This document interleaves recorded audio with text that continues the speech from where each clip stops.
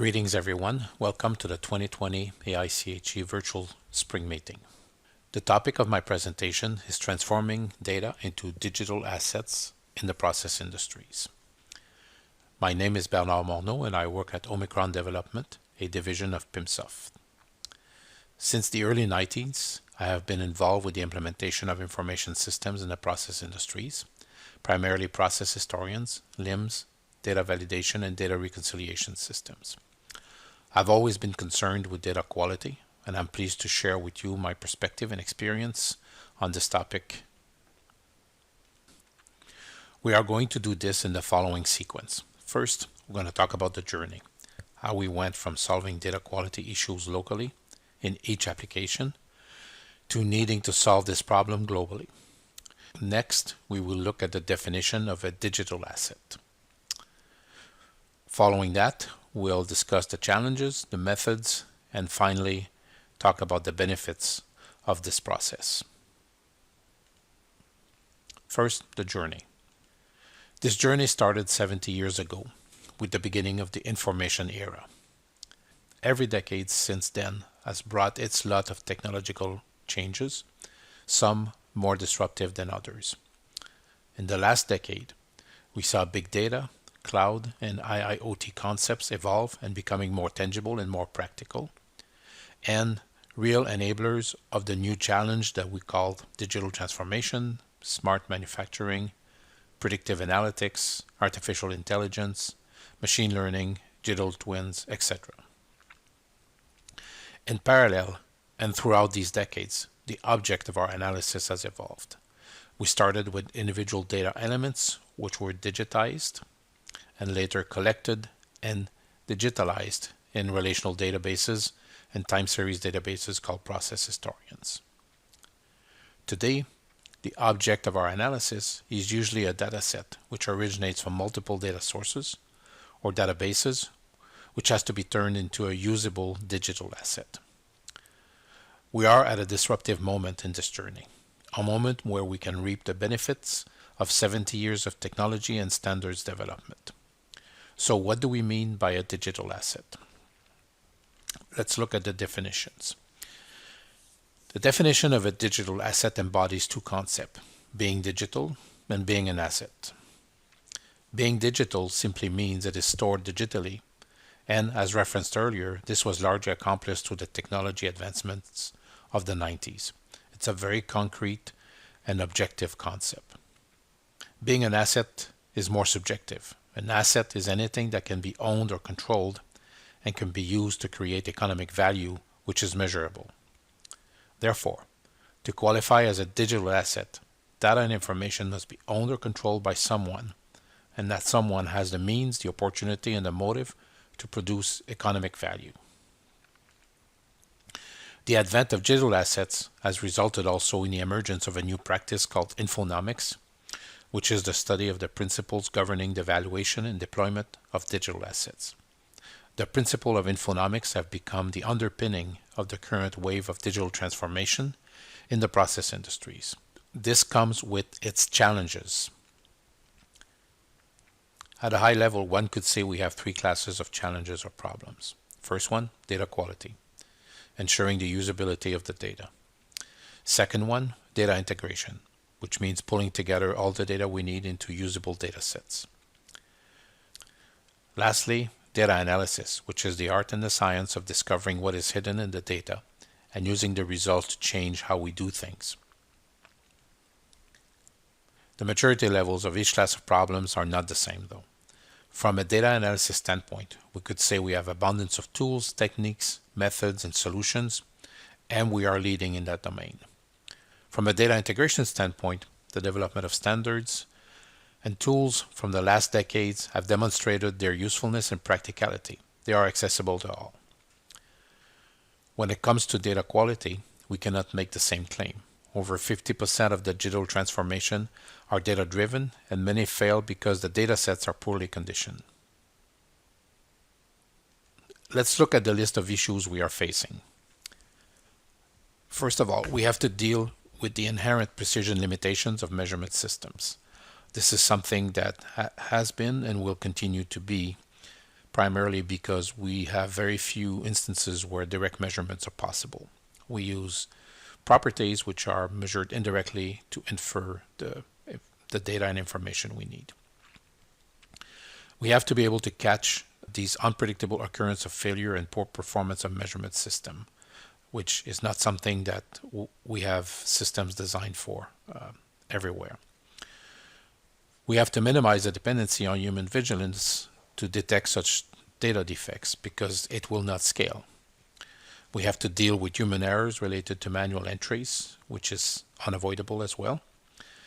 We have also to reduce the marginal cost of repurposing historical data and events for new use cases because most of the historical data has been collected without knowledge of its future uses. We have to sustain that process of data defects detection and curation for streaming data and events over time because new data keeps coming in every day. We have to create compatible and usable data sets with the lowest margin of error possible so we can support the needs of smart manufacturing and digital transformation. In doing so, we often come across measurement systems which are not performing well enough for our needs. So we have to be able to justify improvements to these systems using an ROI-based approach. And finally, most importantly, we have to be able to find the data we need when we need it and to be able to go back to it in a reliable manner. So these are just some of the challenges that we are facing in terms of making data usable in the process industries. We can put a name on the commonly occurring data defects and categorize them, but each category of defects requires its own method and its own strategy. So let's look at the methods. Before we go there, let's look at the life cycle of a data element in the process industries. We can identify three phases which are distinct from one another. We have the original phase where we are dealing with the raw data, which is the data coming from the sensors, which we call as measured, and or as entered when it's entered manually. So this is where that piece of data or that information is born. Then we have the opportunity right at that moment or shortly thereafter to apply some techniques to do some cleansing. But since we're not aware at that time of the ultimate end use or the ultimate use case of this data, we are limited into the number of operations we can perform. Then the third phase is a phase where we call the data conditioned. We have taken it from a cleansed state to a state where it can actually be used or is usable for a known purpose. So these are the three phases of the life cycle of streaming data and events. So for each phases, we have different challenges. The first two phases, our primary strategy is to minimize defects. So this is our data quality goal. Once we have cleansed the data, we go on to conditioning. Conditioning means we have a certain knowledge of what the use case will be. Conditioning means we are doing all the necessary steps to transform the cleansed data into a digital asset that will be usable in a smart manufacturing environment. So in summary, we have two different strategies here. We have zero defects, which is in the initial phase of the life cycle of the data, and then we have fitness for use, which really is the main objective of the strategy in the latter phase of the life cycle of the data. So in reality, what's available to us to achieve this? Well, generally speaking, we have four different approaches or four methods we can put to work when we go from raw data to cleansed data. And all these methods can be done either at the sensor level, when you have smart sensors, can be done in the control system, or can be done in the process historian. So typically we will do a real-time validation, which will be checking the limits, checking very basic attributes of the data itself to make sure that we are recording them correctly. At that stage, it's also possible to do a certain number of cross-validation. For example, a flow compensation with a meter. So if we do have readings of the variables necessary to do the flow compensation can be run as a formula at the time of acquisition. We can also do some aggregations, which will be extremely useful later on, so that instead of doing the aggregation on demand, we can do the aggregation at time of acquisition and historize them. And we can also, with certain level of understanding of the dynamics of the process, implement some filters which will reduce the noise and make the data even more usable. So these are really the 4 classes of methods which can be implemented in different systems, but essentially for every process requires a different degree of each one of these methods in order to be achieving the maximum potential in terms of cleaning data.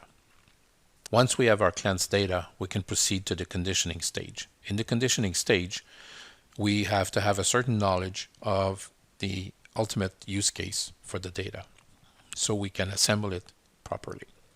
In assembling the data, we are able to carry out additional validation, which is essentially further cross-validation, but across a wider time span and a wider set of cross-references.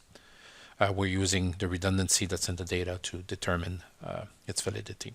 We can also use constraints like mass and energy conservation to further reduce the variance in the data set and come up with ultimately a conditioned data set that is suitable for a digital transformation initiative and smart manufacturing projects. What are the benefits? Well, the number one benefit is very simple.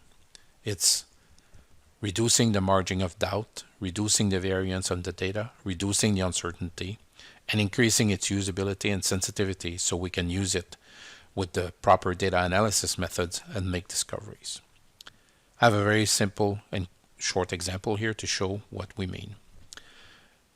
Here we have a situation of a furnace.